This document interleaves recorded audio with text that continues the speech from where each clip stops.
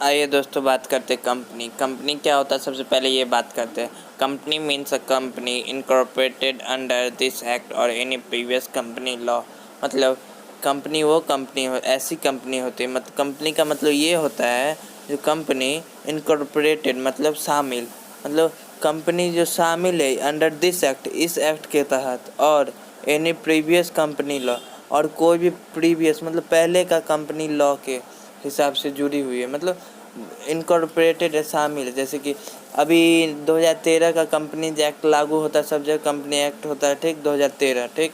देखिए यहाँ पे लिखा भी हुआ है section 2 sub section 20 of the companies act 2013।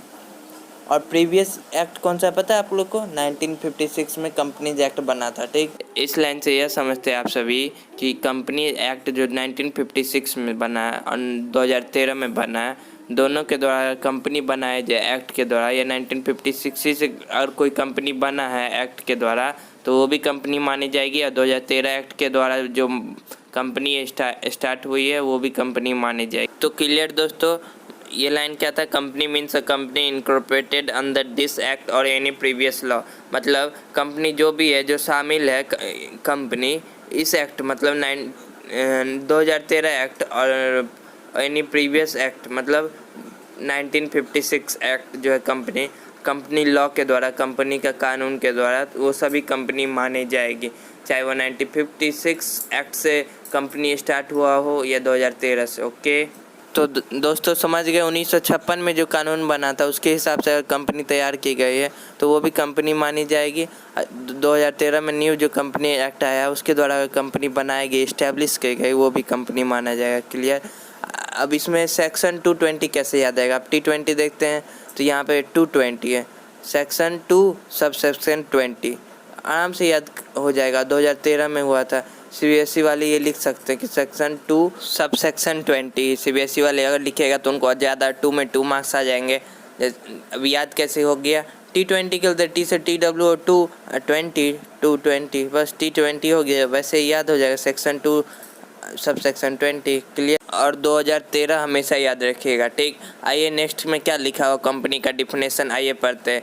A company is an artificial person created by law having separate entity with a perpetual succession and a common seal. तो आइए दोस्तों इस लाइन का अर्थ समझते हैं हिंदी में।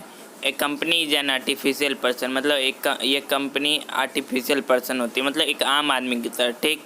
क्रिएटेड बाय लॉ मतलब कानून के द्वारा बनाया जाता है, क्रिएट किए जाते हैं कानून के द्वारा, लॉ के द्वारा, ठीक। कंपनी को भी कंपनी बनाया जाता है, वो लॉ के द्वारा बनाया जाता है, ठीक।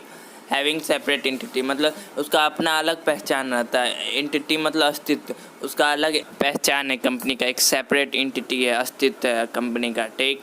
उसके बाद क्या है? With a perpetual succession and a common seal, मतलब विथ अ परपेचुअल सक्सेशन मतलब जानते हैं परपेचुअल सक्सेशन मतलब कंपनी चलता जाएगा, एग्जिस्टेंस रहेगा, कंपनी किसी के पार्टनर्स के डेथ या बैंकरप्टेसी से बंद नहीं हो जाएंगे हर एक साल, क्योंकि हर एक साल एडमिशन ऑफ ए पार्टनर होते हैं हर एक साल, इसलिए कंपनी वाइंड अप नहीं होंगे।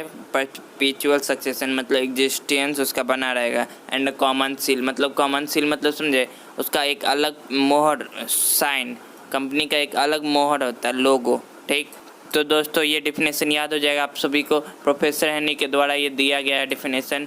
अगर आप लोगों से पूछा जाए व्हाट इज़ कंपनी तो ये डिफिनेशन लिख देगा, 2 में 2 मार्क्स आराम से आ जाएंगे। अगले वीडियो में दोस्तों थैंक यू, बाय बाय, मिलते हैं।